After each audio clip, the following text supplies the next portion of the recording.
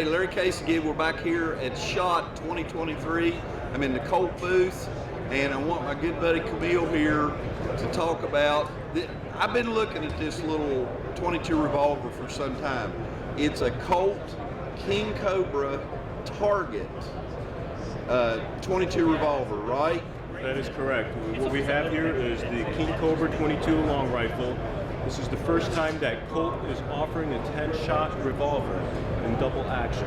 So we are really proud to have this gun out. It does not carry the famous Diamondback name, but what we have is a very Diamondback look with the 10-shot cylinder and 22 long rifle. We are really excited to get this revolver out in the market and available at $9.99 for consumers.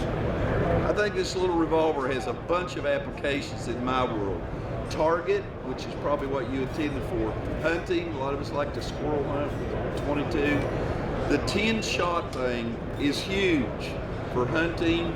I can see a trapper carrying this. I think you guys hit a home run with this. I think so.